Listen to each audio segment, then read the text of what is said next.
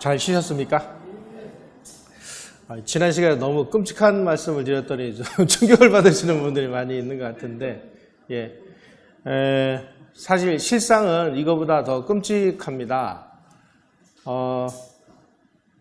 캄보디아의 킬링필드 얘기 들어보셨죠?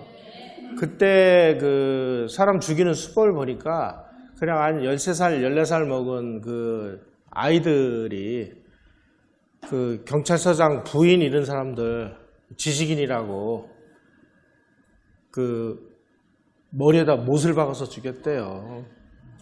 그래서 킬링필드 박물관에 가면 이제 해골들이 쭉 있는데 다 이제 처형당한 사람들이죠. 두개골이 멀쩡한 게 하나도 없어요. 다 깨져서. 그게 공산당이에요. 자, 이번 시간은 이제 제주 4.3 폭동 그리고 여수 순천 반란 사건 말씀드리겠습니다. 사실은 이 두 사건은 연결되어 있는 사건입니다. 제주가 계속 폭동이 일어나니까 제주에서 제일 가까운 여수에 주둔을 하고 있었던 14연대 중에서 1개대대를 배에 태워가지고 제주도로 진압하려고 그러니까 여기서 이제 그 반란을 일으킨 사건인데, 우선 제주부터 들여다보도록 하겠습니다. 이 사진은 제주지구 2대 사령관, 1대 사령관은 이현상이라는 친구고, 김달삼이라는 친구고, 여기 이제 이덕구라고 두 번째 사령관인데 붙잡혀가지고 이제 죽은 모습입니다. 우리 문제를 들여다볼 때 자꾸 이제 우리 안쪽만 들여다보면은 뭔가 이 진상이 정확하게 밝혀지지 않는데 여러 가지 사료들을 찾아내면 아주 그 빼도 박도 못하는 증거들이 나옵니다. 사실상 이 제주 4.3은 이 세계 전략, 그러니까 미국하고 소련이 냉전을 벌이는 데 있어서 이 세계 전략하고도 밀접한 연관을 가지고 있습니다.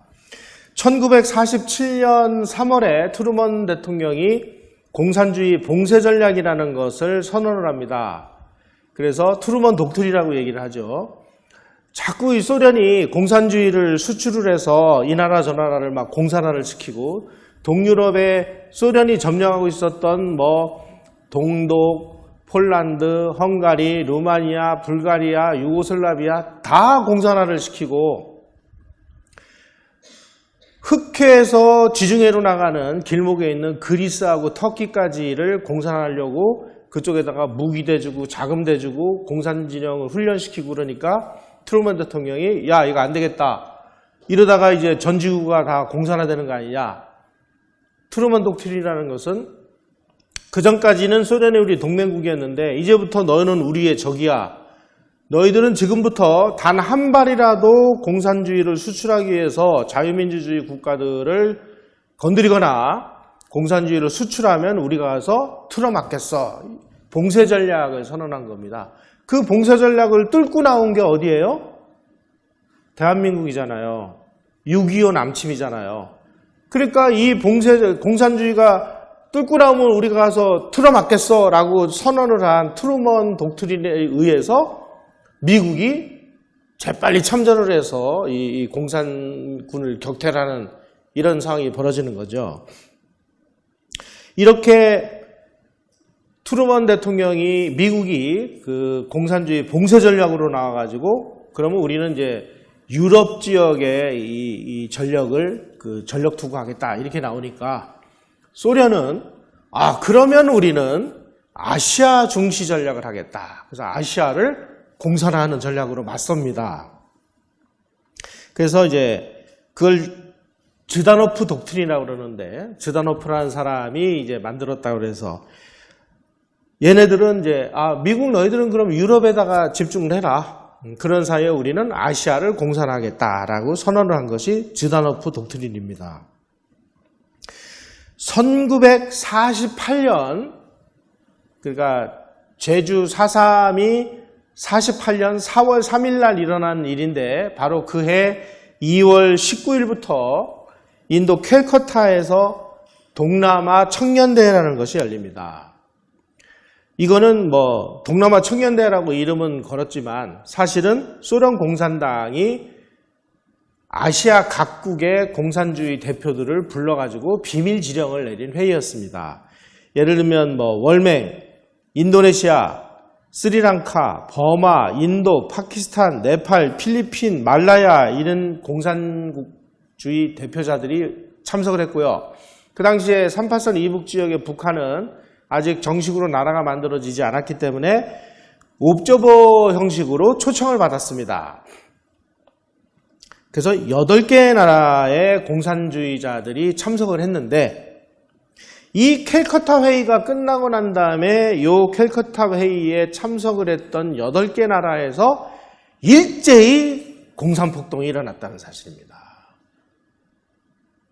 제주 4.3 사건에 무슨 인민항쟁이고 나발이고 그런 얘기 해봤자 이런 증거물들이 다 있어요.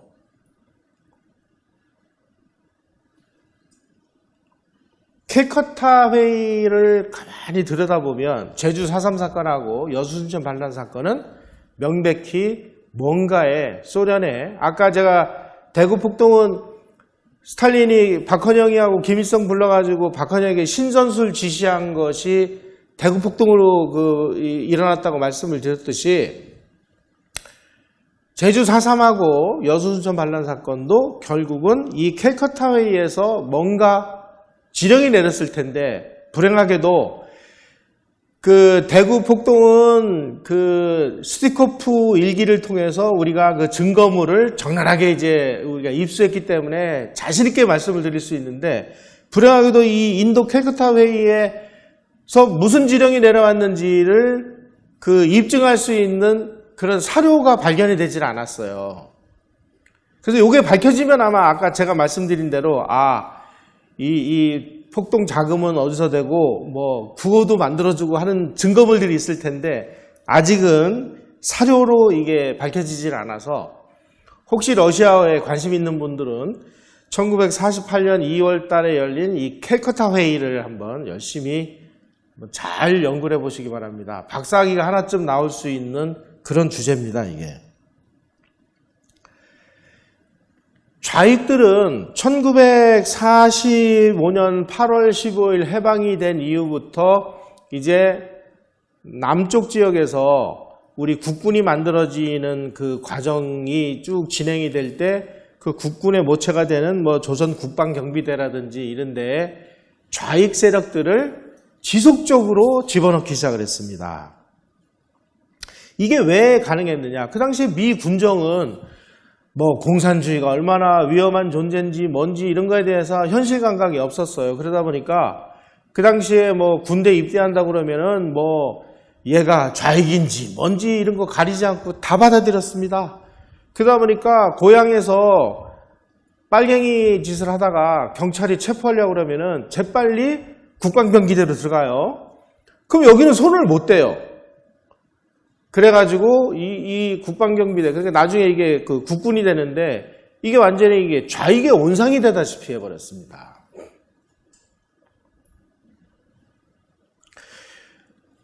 조선경비사관학교라는 것은 이게 그 후에 육군사관학교로 그 개편이 돼요.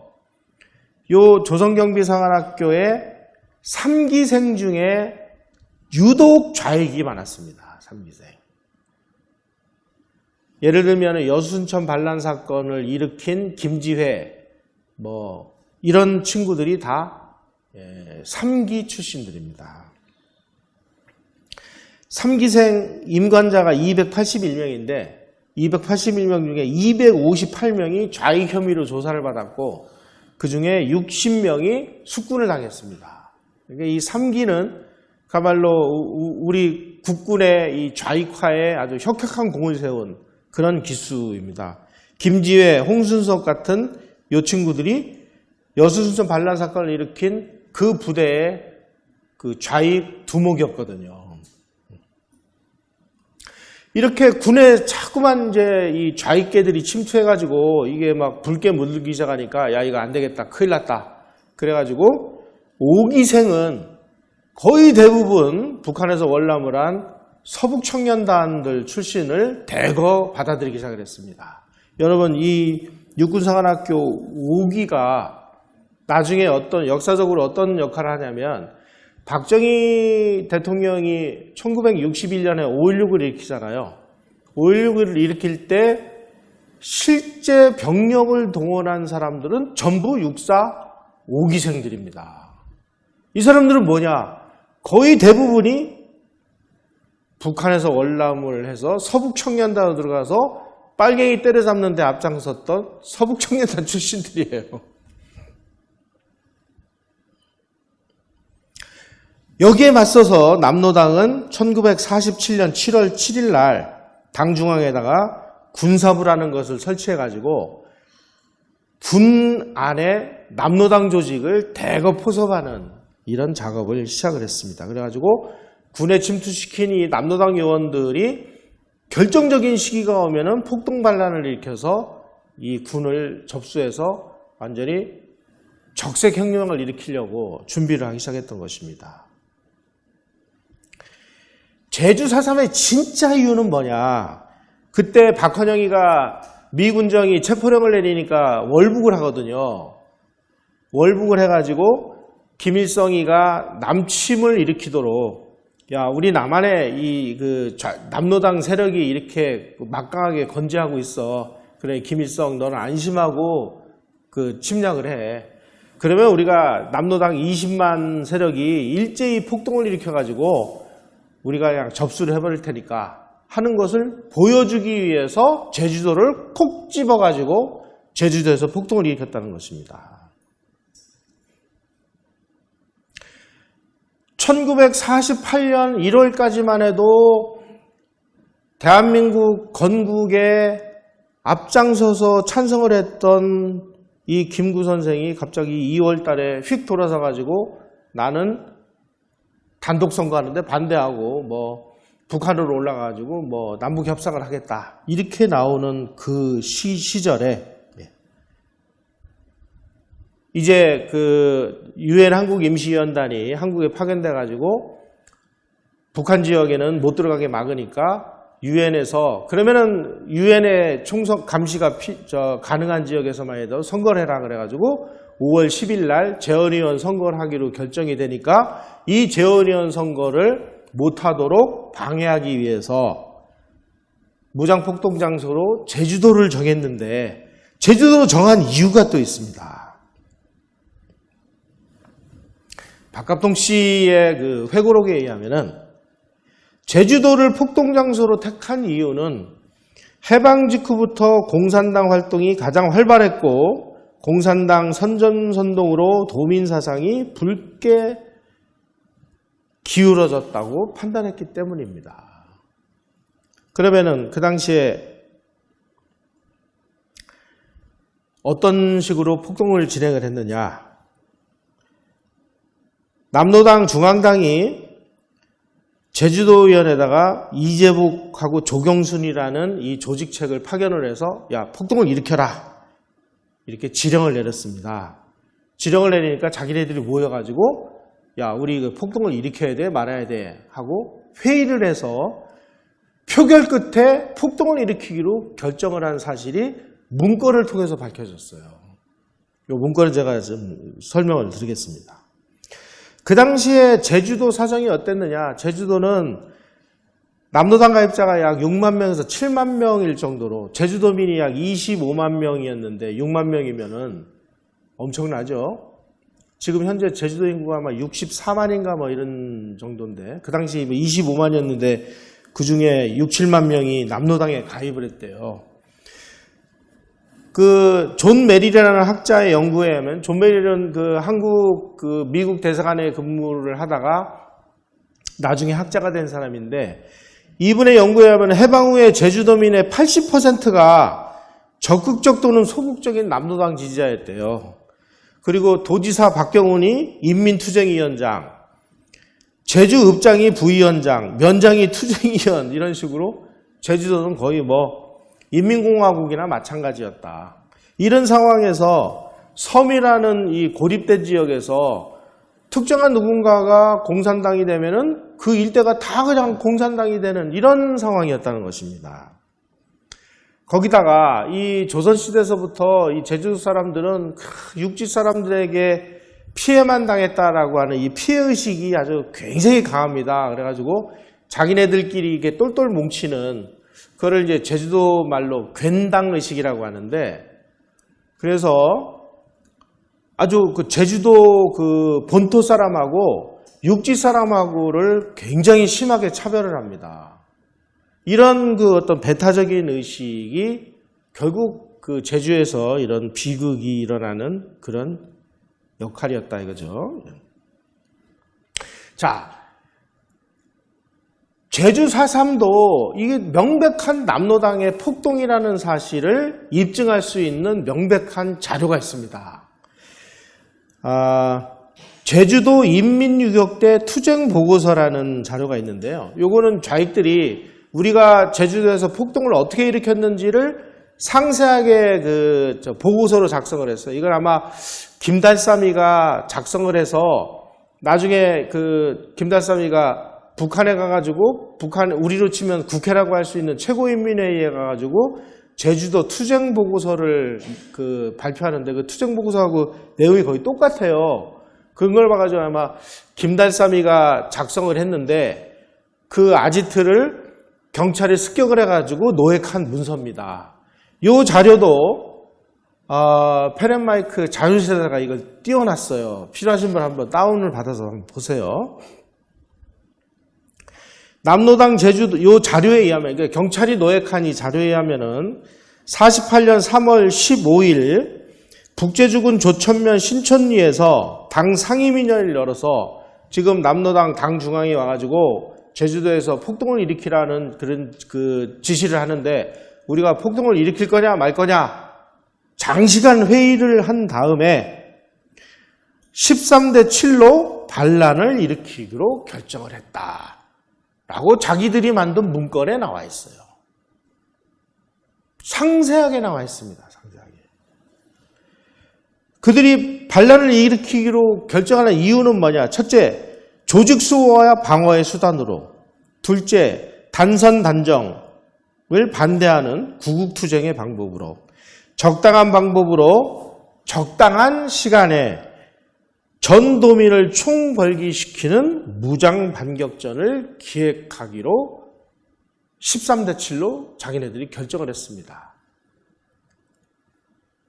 이런 빼도 박도 못할 증거 자료들이 있는데 무슨 항쟁? 뭐가 항쟁이라는 거예요, 이게? 참 괴롭죠, 우리 이런 거 보면. 당시 제주도 모슬포에 제9연대가 주둔을 하고 있었습니다. 국군 제9연대. 근데 이 9연대의 거의 태반이 남로당계 좌익이었어요. 그래가지고 이 남로당 9연대 안에 하여간 이 조선개미사랑 3기가 문제인데, 이 3기 출신인 문상길이라는 중위가 남로당의 조직책 두목이었습니다. 이 친구가 계속 무기하고 탄약을 빼돌려가지고 제주도에서 이제 이 빨치산들이 조직한 이 부대들 무기를 빼돌려가지고 한라산에서 훈련을 시킨 거예요. 그 훈련을 받은 애들이 나와가지고 폭동을 일으킨 겁니다. 남로당 중앙당은 당 군사부 책임자 이중업과 군내 프락치 책임자 이재복을 제주도로 보내서 폭동을 일으키라고 지령을 했고, 그 지령에 의해서 자기네들이 회의를 열어서 13대 7로 폭동을 일으키기로 결의를 했고, 그 결의에 의해서 1948년 4월 3일 드디어 이제 경찰서를 습격을 함으로 인해서 4.3 폭동이 시작이 된 것입니다. 첫날 민간인 55명이 피살되고 21명을 납치를 했고 건물 방화 45건, 다수의 부상자가 발생했습니다. 애월면 신임지사장 문익도 경감이 머리를 톱으로 잘렸습니다. 고일수 순경은 칼로 난도질 당한 후 목이 잘렸습니다. 함덕지서 지사장 강봉현은 죽창으로 난도질 당했습니다. 그럼 이 사람들은 뭐죠? 피해자들은 다 피해 보상을 해줘야 되고 이 사람들은 뭐예요 그러면? 지금 우리가 세상이 완전히 뒤집혀가지고요. 뭐가 진리고 뭐가 진실이고 뭐가 정인지가 지금 완전히 지금 엉망진창이 됐습니다. 자, 지금 대한민국을 건국하기 위해서 5월 10일 날 재헌의원 선거가 일어나기 위해서 재헌의원 선거 준비를 하고 있는데 이 재헌의원 선거를 방해하기 위해서 제주도에서 폭동 반란이 일어났는데 그 폭동 반란을 그러면은 구경만 해야 됩니까? 진압을 해야 될 거 아니에요. 그래서 대한민국을 건국을 해야 우리가 진정한 그 해방과 독립이 되는 거 아니에요. 그래서 미 군정이 경찰 1,700명, 국방경비대 경력 800명을 제주도에 급파해서 토벌전을 전개했는데 그 토벌 과정에서 제주도에서는 누가 빨치산인지 누가 민간인인지를 구분이 안 됩니다. 왜? 25만 명밖에 안 되는 이 사람들 중에 다 뭐 나의 형제 자매들이 전부 빨치산으로 나갔으니까 뭐 어떻게든지 숨겨주고 먹여주고 재워주고 얘네들을 보호했을 거 아니에요. 그 과정에서 선의의 피해자가 왜 발생을 안 했겠습니까? 그 피해자가 발생했다고 이건 정말 천인공노할 짓이야. 그럼 천인공노할 짓이면은 지금 대한민국 건국을 반대하는 폭동 반란을 그럼 구경만 하고 있으라는 얘기인가요? 더 웃기는 거는요. 재헌의원 선거는 그렇게 반대한 제주도 사람들이 북한 정권을 수립하기 위해서 대한민국에서 그 비밀 선거가 있어서 해주 비밀 선거라고 통계에 의하면은 거기에 85%의 찬성표를 던졌대요. 제주도 사람들이. 그러면 제주도는 지금 대한민국이에요. 뭐예요? 참 아니 이런 증거물들이 우리가 어떻게 이해를 해야 됩니까? 대한민국을 건국하기 위한 50 재헌 선거는 반대를 하고 북한의 그 정부를 만들기 위해서 해주에서 비밀 선거를 했는데 그 비밀 선거를 남한에서 좌익들이 다 했거든요. 거기에는 85%의 제주도민이 참가를 했대요. 그러면 이 제주도는 대한민국이에요? 뭐예요? 북한인민공화국인지. 그 폭동을 일으킨 그 주역인 김달삼, 요 친구가 김달삼인데, 일제시대 때 뭐 소인가 뭔가를 했어요. 그러면 지금 민족 그 문제연구소의 기준에 의하면 친일파죠. 근데 얘는 북한에 가가지고 영웅이 됐어요. 그래서 혁명열사랑에 딱 그 묘가 만들어져 있습니다. 다시 말씀드리면 친일파는 이 사람이 일제시대에 일본에게 협력을 했느냐 안 했느냐 이런 거는 묻지도 따지지도 않습니다.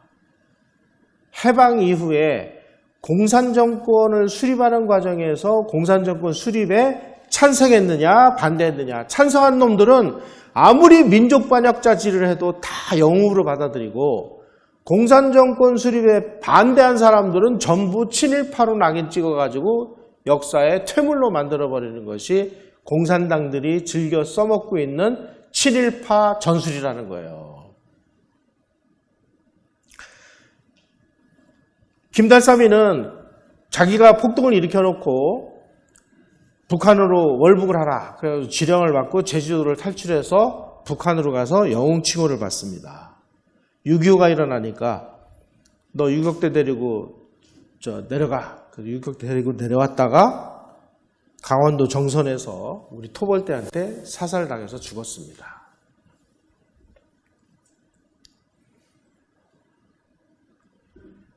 제주도라는 한정된 공간에서 아까 말씀드렸듯이 빨치산들이 내려와가지고 우리 국군, 경찰, 그리고 우익 지도자, 가족, 뭐 엄청난 사람들을 죽였거든요.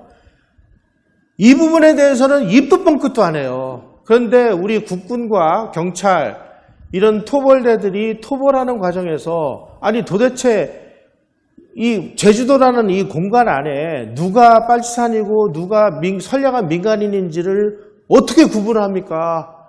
전부 형제자매로 다 연결돼 있어가지고 그 경찰에 추적에 쫓기면 일리 숨겨주고 전리 숨겨주고 이러다가 이제 협조하니까 다 잡아다가 또 죽이고 살리고 이런 일들이 벌어졌는데, 자, 이런 좌익의 학살 만행에 대해서는 일제히 침묵을 하고 이 토벌 과정에서 일어나는 이 희생자에 대해서만 이 난리를 치는 이런 현상을 우리가 얼마든지 이론적으로 공격할 수 있는 방법이 있습니다. 이게 이중 효과의 원리라는 건데요. 이게 뭐냐, 이게 용어도 어렵고 그런데 쉽게 말씀드리면 이런 거예요. 어떤 원인으로 인해서 좋은 결과와 나쁜 결과가 생길 수가 있는데, 그 좋은 일을 위해서 일을 하다가 나쁜 결과가 생기더라도 책임을 묻지 않는다라는 것입니다. 쉽게 제가 설명을 드릴게요. 현재 우리 의학으로 어떤 사람이 암이 발견이 되면 수술을 해서 그 암을 제거를 하죠. 그리고 혹시라도 이 암이 다른 쪽으로 퍼져 있을 것을 우려해서 방사선 치료를 하죠. 방사선 치료를 하면은 암세포만 태워 죽이는 게 아니라 멀쩡한 세포도 태워 죽여요. 그래가지고 이 방사선 치료는 엄청나게 고통스럽습니다. 그런데 방사선 치료를 하면은 이 환자가 그 고통을 당하고 멀쩡한 세포까지 태워 죽이니까 방사선 치료를 하면 안 돼. 그리고 치료 안 하면 어떻게 돼요? 암이 도져가지고 이 사람이 죽죠. 그러면 이제 이 의사가 방사선 치료를 하셔야 됩니다. 그렇게 처방을 내렸는데 그 방사선 치료하는 과정에서 환자가 고통을 당하더라도 이 사람을 살리기 위한 결단이기 때문에 이것은 이 의사에게 책임을 안 묻는 거예요. 이게 언제 문제가 발생했느냐? 히로시마에다가 이제 원자폭탄을 떨어뜨려야 되는 일이 발생했습니다. 그런데 폭격기 조종사가 가만히 보니까, 아니 히로시마에다가 떨어뜨리면 거기 민간인도 있고 그런데 민간인을 죽이면 내가 아무리 군인이지만 이거 문제가 있는 거 아닙니까? 이렇게 얘기할 때 뭐라고 얘기를 하죠? 그때 학자들이 모여가지고 야 이거 어떻게 해야 되느냐? 그래서 연구에서 나온 게 이중 효과의 원리라는 거예요. 그래서 그 조종사를 설득을 했습니다. 야, 지금 이 원자폭탄을 떨어뜨리면 그 히로시마가 아주 일본 내에서 가장 유명한 군사도시입니다. 그래가지고 거기에 무기 공장도 있고 히로시마에 아주 군부대도 있고 하나의 그 군사도시예요. 그런데 군사도시에 민간인들도 살고 있었거든요. 우리가 이 히로시마를 폭격을 해서 전쟁을 우리가 빨리 끝내야 되는데 만약에 이 민간인들 죽는 것 때문에 우리가 원자폭탄을 안 터뜨리면 지금 180만 명의 미군이 희생을 당해야 된다. 그리고 20개월 동안 전투를 더 해야 된다.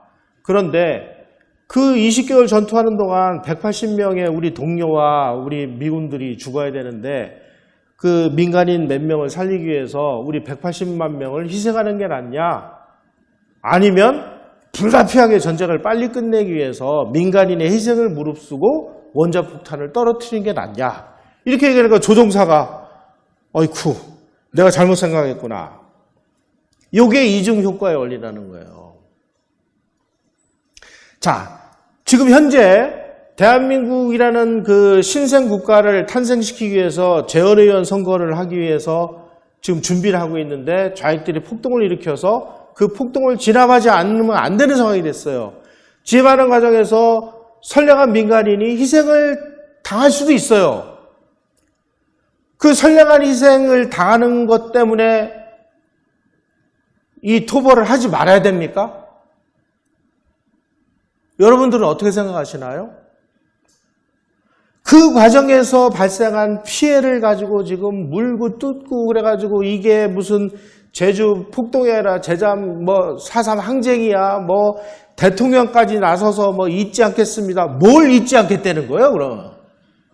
대한민국을 구한 그 자체를 잊지 않겠다는 거예요? 아니면은 뭘 잊지 않겠다는 거예요, 도대체? 그러면 대한민국을 지키다가 돌아가신 분들은 그럼 뭐예요? 이거 보면은 지금 대한민국의 국민이 아닐 수도 있는 사람이 지금 대한민국을 지금 내다봐야 하고서 이런 짓들을 하고 있는 거 아닌가, 이런 생각이 듭니다. 맞아요? 결국 그렇게 폭동을 일으킨 남로당들은 뭘 했느냐? 나중에 다 토사구팽 당합니다. 김달삼이 북한에 올라가서 야, 너 열심히 투쟁했어. 막 너 잘했어. 그런데 전쟁 나니까 유격대 끌고 와서 죽어. 강원도 정설해가지고 죽었잖아요. 다 이런 식이에요. 나중에 이제 대한민국 정부가 정식으로 출범을 했어요. 그래가지고 10월 24일 날 제주도 빨치산 2대 사령관 이덕구, 저 친구, 저 매달려 있는 저 친구가 대한민국 정부에다가 선전포고를 해요. 이런 인간들을 토벌하지 않고 그냥 놔두면 그게 국가입니까? 뭡니까? 이런 사람들의 희생이 안타깝다고 잊지 않겠다고 지금 이러고 있잖아요. 참.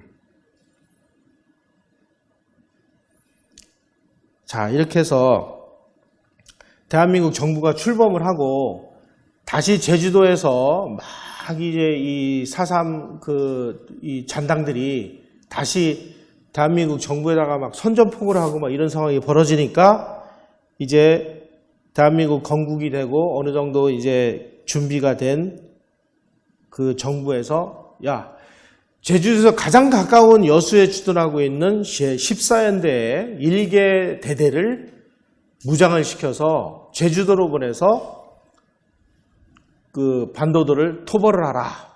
이렇게 명령을 내렸습니다. 문제는 여수 14연대, 여수에 주둔하고 있었던 14연대 안에도 좌익들이 우글우글대고 있었다는 사실입니다. 아까 말씀드린 그 문제에 이 조선경비사관학교 3기생인 김지회, 얘가 일중대장이었고 홍순석이가 순천파견대장이었습니다.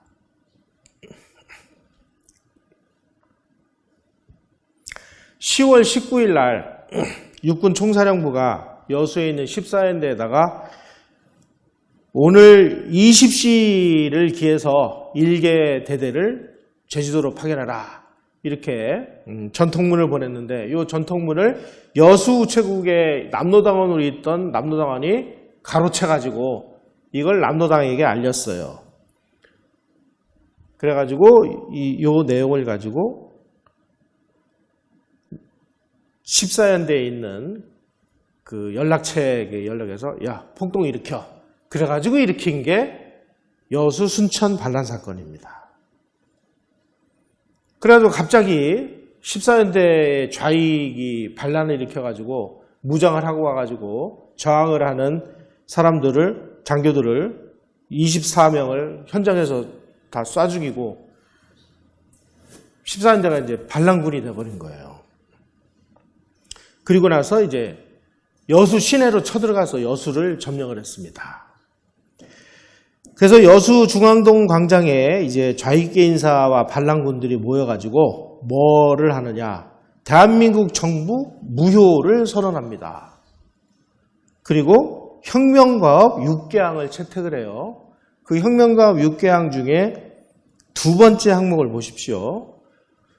우리는 유일하며 통일된 민족적 정부인 조선인민공화국을 보위하고 충성을 맹세한다. 대한민국에 충성을 맹세하는 게 아니고요.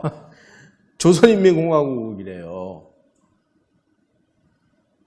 네 번째, 무상몰수, 무상분배에 의한 민주적인 토지개혁을 실시한다. 이 공산주의자를 얘기하는 민주적인 토지개혁이라는 것은 아주 악질적인 토지개혁이죠. 지주로부터 그냥 강제로 뺏는 이런 걸 한대요. 이 두 가지를 보면 이건 뭐예요? 이건 반란이죠. 그래서 반란군을 토벌을 했는데 지금 대한민국이 건국이 된 지 64일 만에 2달도 안 돼가지고 지금 저 여수에 주둔하고 있는 일개 연대가 반란을 일으켜가지고 지금 그 붉은 안장을 차고 지금 그 반란을 일으켰는데 이거 그냥 놔둬야 돼요? 이런 일을 벌인 사람들이 폭동 반란이 아니면 뭐가 폭동 반란이죠? 지금 여수 순천 반란 사건에 반란이라고도 얘기를 못하게 만들어 놨잖아요. 11구 사건으로 얘기를 하래요. 그러니까 11구 사건으로 얘기를 하겠습니다. 양해를 좀 부탁드릴게요. 여수를 점령한 반란군이 여기가 이제 여수고 여수 반도가 이렇게 쭉 나와 있죠. 기차를 타고 순천으로 올라갔습니다. 순천을 점령했어요. 그리고 여기가 백운산이고 여기가 지리산이고 나중에 토벌대가 오니까 다 일로 도망가가지고 지리산 빨치산이 됩니다.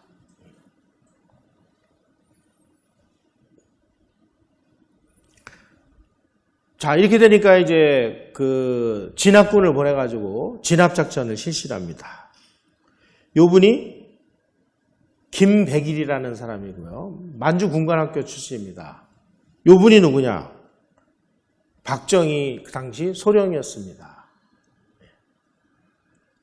박정희 소령은 이때 남로당에 가입을 해서 남로당의 그 조직책의 일원이었어요.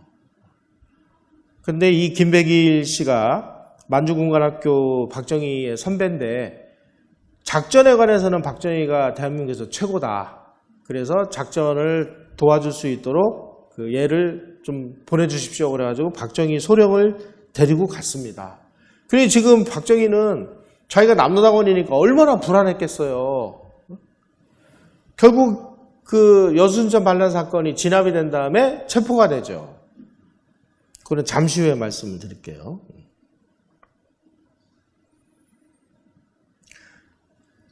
군인만 가지고도 안 되니까 이제 그 청년단까지 동원해가지고 간신히 이제 이 질서를 유지했는데 여기서도 이 반란군들이 뭐 어마어마한 그 끔찍한 학살극을 저질렀습니다. 아까 말씀드린 그 매뉴얼에 의해서 그야말로 정말 잔인무도한 짓들을 많이 했습니다. 순천에서 반란군에게 학살당한 양민이 1134명, 행방불명자가 818명, 반란군이 사살된 것은 392명, 포로 1512명. 반란군에게 살해당한 양민은 누가 책임져 줄 겁니까, 이거? 그러니까 비극은 결국은 뭐 폭동을 일으킨 측에서도 많은 사람들을 죽였고 진압하는 과정에서도 또 많은 인명피해가 일어났습니다. 그러면 이게 똑같은 상황에서 벌어진 대한민국을 건국하는 과정에서 일어난 비극이에요. 그런데 좌익들이 일으킨 이 끔찍한 살해극은 지금 다 어디로 사라져 버렸어요. 그리고 전부 군인들, 뭐 우익진영들이 토벌할 과정에서 살해당한 사람들의 비극 이러면서 반란 사건이라는 것도 이름을 못 쓰게 하고 마치 피해자 코스프레를 하고 있습니다. 이렇게 끔찍한 학살 만행이 벌어지니까 토벌하러 들어간 그 국군들 눈에서 불이 나지 않겠어요? 그러니까 이제 거기서도 군인들도 이제 소위 말하는 이제 합법적인 재판 과정 없이 막 동료가 막 저렇게 끔찍하게 살해당한 걸 보고 이제 꼭지가 돌아가지고 죽이고 하는 이런 비극이 여수 순천에서 벌어졌던 것입니다. 그러니까 누가 누구를 어떻게 뭐라고 감히 비판을 하기에는 참 어려운 비극적인 사건이었습니다. 근데 왜 어느 한쪽의 비극만을 집중적으로 강조해서 분명 대한민국 건국에 반대를 하는 폭동 반란마저 폭동 반란이라고 이름을 못하게 하는 이 폭력적인 강제를 강요하냐 이거죠.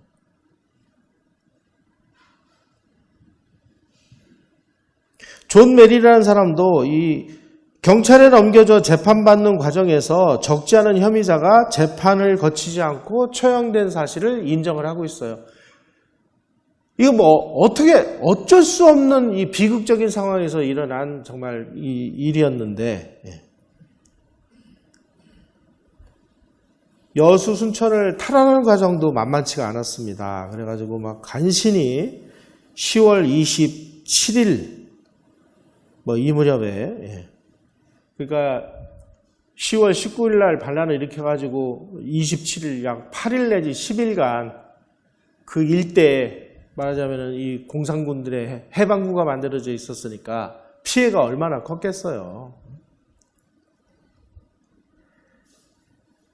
지금 좌익들에 의해서 악질 지주를 처단하고 단선 단정을 반대하고 7.18 경찰을 척결한다면서 그 가족들 혀를 다 잘라서 죽이고 누나를 파내서 죽이고, 그 여수 경찰서장은 그 한쪽 눈을 실명을 했었어요. 그래가지고 이분이 이제 그걸 숨기기 위해서 선글라스를 쓰고 다녔는데, 이 악질 반동이 선글라스를 끼고 다닌다 그러면서 선글라스 벗기고 두 눈을 다 빼낸 다음에 아까 말씀드린 대로 밧줄을 목에다 걸은 다음에 차에다가 매달아 가지고 비포장 도로를 이게 끊어질 때까지 끌고 다녀서 처형을 했다, 기록들이 나와 있습니다.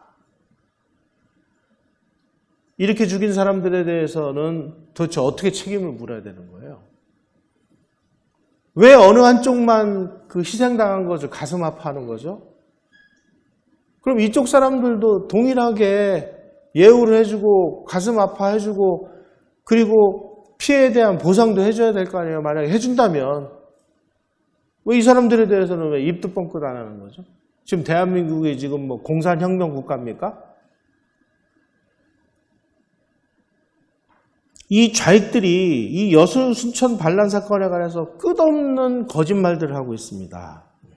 자, 이 빨갱이의 탄생이라는 책이 있어요. 여기에서 반란군이 경찰을 체포 살해한 사실과 관련해서 살해, 처형, 학살 이런 단어는 싹 빼버렸습니다. 뭐라고 쓰느냐?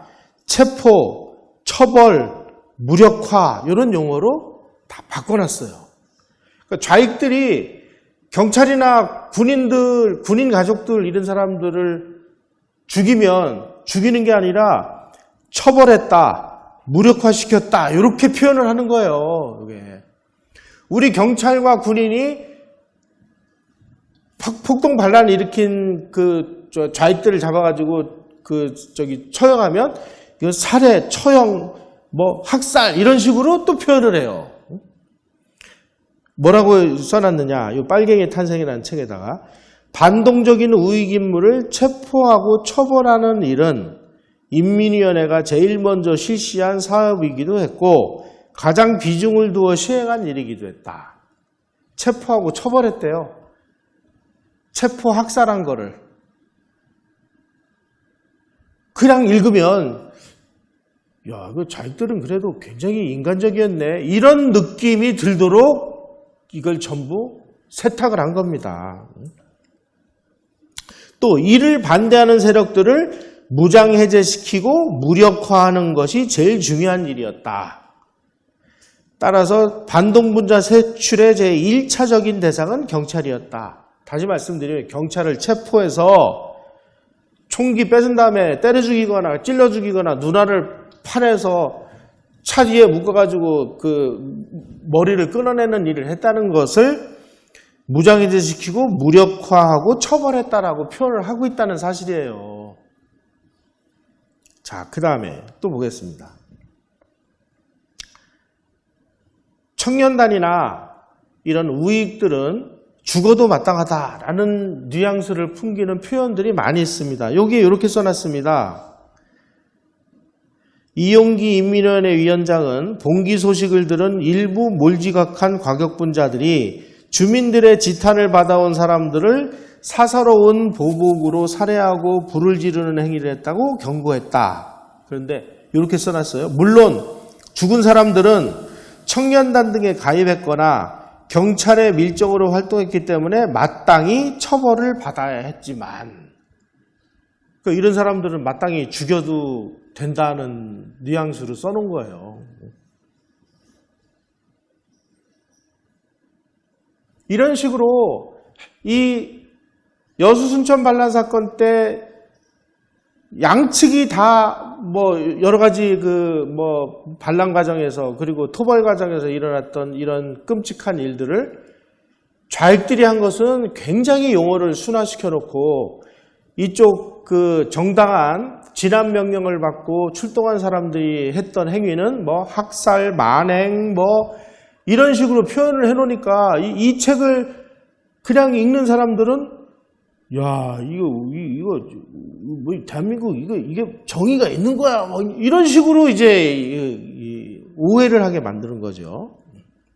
자, 그러면 이 여수순천 반란 사건이 우리 역사에서 왜 중요한지, 지금까지는 굉장히 비극적인 일이 벌어진 겁니다. 대한민국이 건국이 되고 그 다음에 제주도의 그 폭동 반란을 진압하기 위해서 출동명령을 내렸는데 그 출동명령을 남노당이 가로채가지고 먼저 14연대가 반란을 일으켜서 이 난리 굿이 벌어졌어요. 여기까지는 정말 비극적인 일입니다. 그런데 이 비극이 나중에는 굉장한 축복으로 바뀌는 일들이 벌어지기 시작을 했습니다. 뭐냐? 첫째로는 국가보안법을 제정하게 됐습니다. 그 이전까지, 그러니까 여수순천 반란 사건이 벌어지기 이전까지는 좌익 활동, 좌익 혐의를 했다고 해서 이것을 마땅히 처벌할 수 있는 법적인 근거가 없었어요. 그런데 그 여수순천 반란 사건이라는 이 끔찍한 사건이 일어나면서 도대체 이것들을 어떻게 해야 되느냐, 이 공산당들을. 그러니까 이 공산당들을 제어할 수 있는 합법적인 수단을 위해서 국가보안법이라는 것을 만들자. 그래서 1948년 12월 20일 날 법률 제10호로 국가보안법을 공포를 함으로 인해서 이제 남한의 공산화를 위해서 반국가적인 활동을 하는 좌익사범들을 처벌할 수 있는 법적 근거를 만들어놨다는 뜻입니다. 이로 인해서 이제 이 공산당들을 적절하게 소위 말하는 합법적으로 처벌할 수 있는 그런 법적 근거가 만들어진 거예요. 따라서 국가보안법은 대한민국의 건국을 조직적으로 반대하던 좌익계 인사 이런 사람들을 처벌을 해서 대한민국을 보위하고 그리고 국민 생활을 이어가는 이 테러 활동으로부터 건전한 국민을 보호하는 역할을 한 법이었습니다. 이 법으로 인해서 선량한 국민이 피해를 당하는 일이 뭐가 있었습니까? 반대로 좌익 공산주의자들에게는 이 법이 그야말로 저승사자처럼 무서운 법이 됐던 거예요. 그러니까 끝없이 국가보안법을 해체하라 뭐하라 해가지고 국가보안법이 마치 악의 화신인 것처럼 이렇게 공격을 해대기 시작을 한 거죠. 오늘날 국가보안법이 있으라마나 뭐 이게 무슨 법이 뭐 이런 국가보안법이 있으라만 하죠 뭐. 두 번째로는 군경을 대대적으로 확충하기 시작했습니다. 우선 국가보안법을 제정하고 그 다음에 학교 이런 데다가 학도훅단이라는 걸 만들어가지고 유사시에 우리 청년들도 국가를 위해서 싸울 수 있도록 훈련을 하기 시작을 했고 그래서 군사훈련을 필수 과목으로 지정을 했고 또 학도국단을 창설했습니다. 그리고 군 병력을 2배 수준으로 확대를 했고 그리고 제주 4.3 그 여수순천 반란 사건이 끝난 이후에 대대적인 그 국군 안에 들어와 있는 이 남노당 조직들을 체포하고 하는 이 일을 벌여서 엄청난 숫자를 이제 체포를 합니다. 4,796명의 장교와 하사관, 사병이 군에서 쫓겨났습니다. 악질들은 총살을 시켰고요.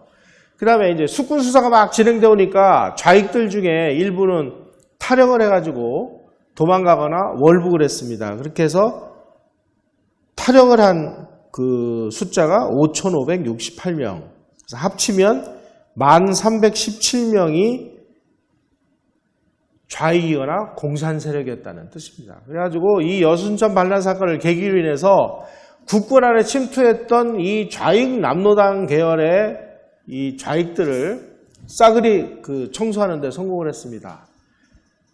박정희 소령이 아까 보여드린 이 박정희 소령이 체포가 된 다음에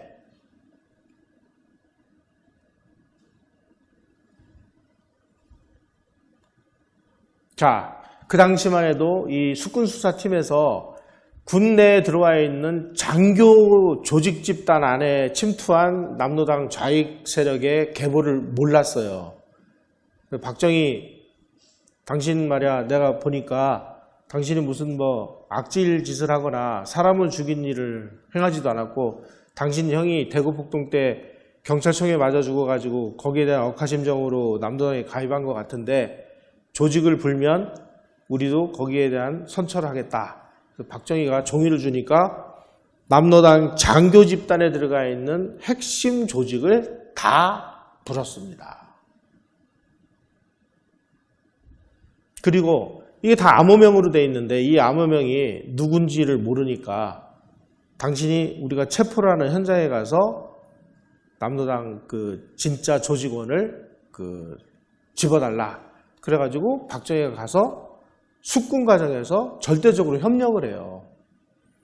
이게 이제 보고가 되고, 그리고 백선엽이라든지 정일권이라든지 요런 김배일 같은 이런 만주군 선배들이 박정희라는 친구가 아주 작전의 귀재니까 이런 인재는 좀 살려줘야 됩니다. 계속 청원을 하니까 사형에 해당하는 범죄자를 사면할 수 있는 권리는 대통령이 가지고 있는 겁니다. 바로 요 자리에 있었던 요 사람이 대한민국 국군의 아버지라고 하는 제임스 하우스마이라는 사람인데, 요 사람이 국군 창설과 관련해서 이승만 대통령의 고문 역할을 하고 있었어요. 이 사람이 이제 숙군 수사의 총책임자로서 박정희 대통령에게 일일 보고를 하는 입장이었는데, 백선엽, 정일권 이런 많은 사람들이 박정희를 살려야 됩니다 이렇게 얘기를 하니까 이 하우스만이 이승만 대통령에게 가서 지금 숙군수사가 이렇게 잘 진행되고 이 박정희의 이 조직을 다 불어서 우리가 핵심부를 일망타진했습니다.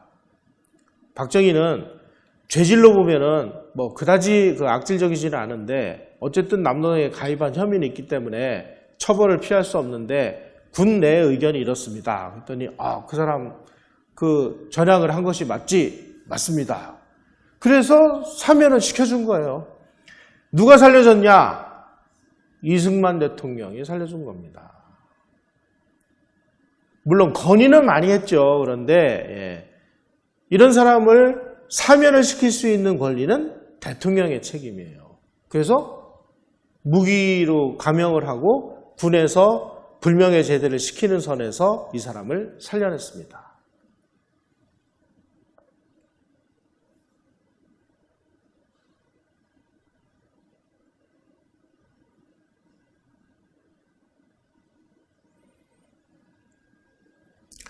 자, 지금 우리 그 당시 군이 95,000명이었는데요. 95,000명 중에 1317명이 좌익으로 이제 숙청당하거나 탈영을 하니까 그 빈자리를 누가 메웠느냐? 바로 북한에서 월남해가지고 온 반공정신이 투철한 서북청년단 이런 사람들이 그 빈자리를 채웠습니다. 그래서 대한민국 군인이 명실상부한 반공군대로 완전히 탈바꿈한 것이 이 여수순천 반란 사건의 가장 중요한 핵심 부분이에요. 만약에 이 여순천 반란 사건이 없는 상황에서 6.25를 맞았다면 우리 국군 내부에 침투한 이 좌익분자들이 폭동 반란을 일으켜서 우리 국군은 완전히 와해가 돼서 그냥 남침과 동시에 우리 국군은 완전히 해체됐을 가능성이 매우 높습니다. 그래서 이 존 메릴 같은 이런 학자는 여수순천 반란 사건은 정말 끔찍한 비극으로 시작했지만 이러한 식으로 해서 대한민국 군대가 완전히 반공 군대로 탈바꿈하는 결정적인 계기가 됐기 때문에 그야말로 축복으로 끝난 비극이다 이렇게 얘기를 해요. 다시 말씀드리면 정말 천만다행으로 이 좌익들이 여수에서 반란 사건을 일으켜주는 바람에 우리가 군대에 침투한 이 남로당 좌익 공산당원들을 일망타진할 수 있었다. 그래서 이 남로당이나 공산당 입장에서 보면은 가장 바보 같고 멍청한 짓을 한 것이 바로 이 여수 순천 반란 사건이다. 그러니까 저 인간들은 기분 나쁘니까 반란 사건이나 용어도 못 쓰게 아예 그냥 용어를 바꿔놔 버렸습니다.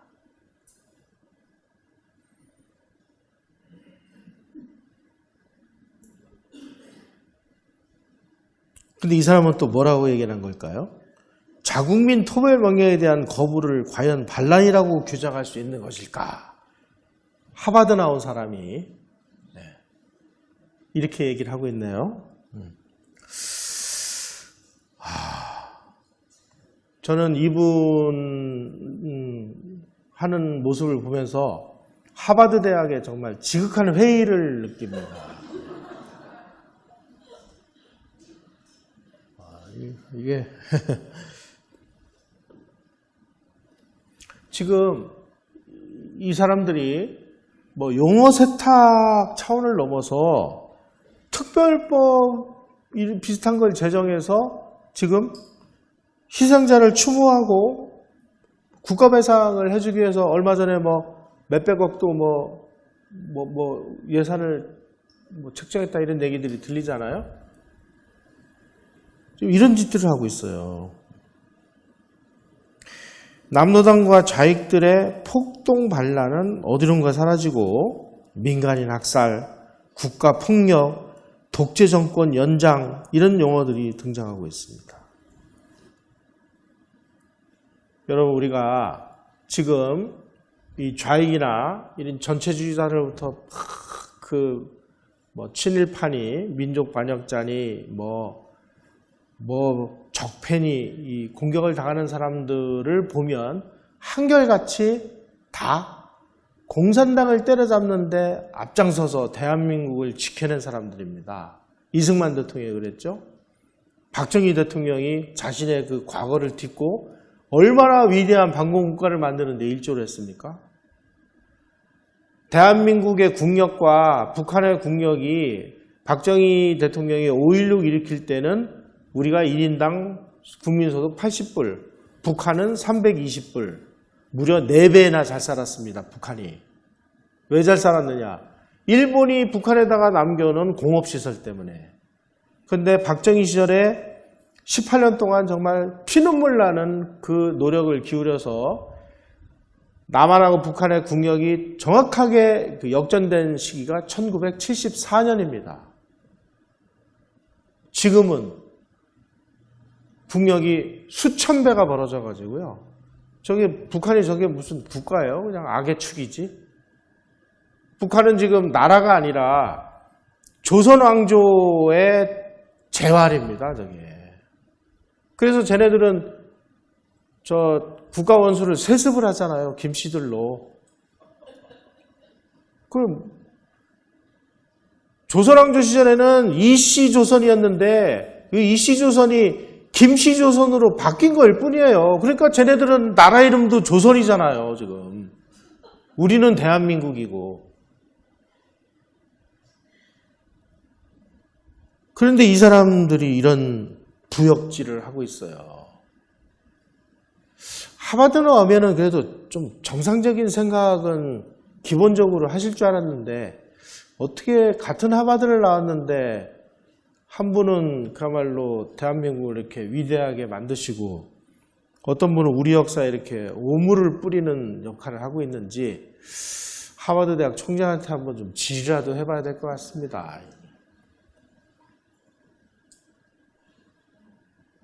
자, 공산주의에 대해서 다시 한번 제가 말씀을 드리겠습니다. 레닌이 뭐라고 얘기했느냐?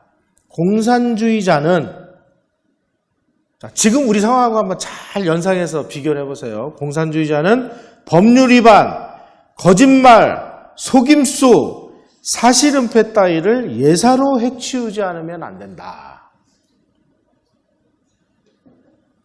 공산주의자의 신조 제10항에 의하면 어떠한 행위도 예컨대 살인이나 양친에 대한 밀고라도 공산주의의 목적에 도움이 되면 정당화된다.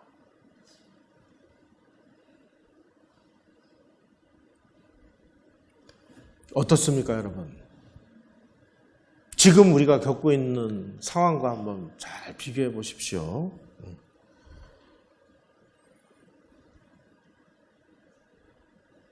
우리가 과거를 공부하는 이유는 현재와 미래를 어느 정도 예측하고 준비하기 위해서입니다. 자꾸 우리가 과거를 그냥 과거의 이야기를 왜 공부하느냐 이렇게 얘기를 하는데 인류는 실험을 할 수가 없기 때문에 과거에 어떤 일을 어떻게 했을 때 어떤 일이 벌어지는지를 역사의 사례를 통해서 우리가 분석을 하고 해봐야 되는데 지금 우리가 거의 모든 언론과 공영방송과 학자와 정치인과 거의 모든 사람들이 완전히 왜곡된 혹은 역사적 사실관계를 다 자기네들 의도대로 조작된 것들만 국민들에게 가르치기 때문에 우리 국민들은 그냥 환상 속이고 환상과 허상으로 지금 아주 범벅이 된 가짜 역사관이 다 머리에 들어와 있습니다. 그래서 현재를 진단하고 미래를 내다볼 수 있는 이런 인식 기능을 다 고장내켜버렸어요. 요게 조금만 더 가면 전 국민들이 다 정신병 치료를 받아야 되는 수준까지 지금 와 있습니다. 우리가 이런 그 역사적인 사례들을 공부를 통해서 우리 지금 우리에게 강제되고 있는 역사가 얼마나 잘못되어 있는 건지를 좀 깨닫는 그런 기회가 되기를 좀 저는 부탁을 드립니다. 과거를 통해서 우리 오늘의 모습과 미래의 모습을 들여다봐야 되는데 잘못된 과거를 계속 들여다보니까 현실 진단과 미래 예측도 계속 이상한 쪽으로 가고 있는 이런 악순환을 우리 대해서는 좀 끝장내야 되지 않겠습니까? 예. 고맙습니다.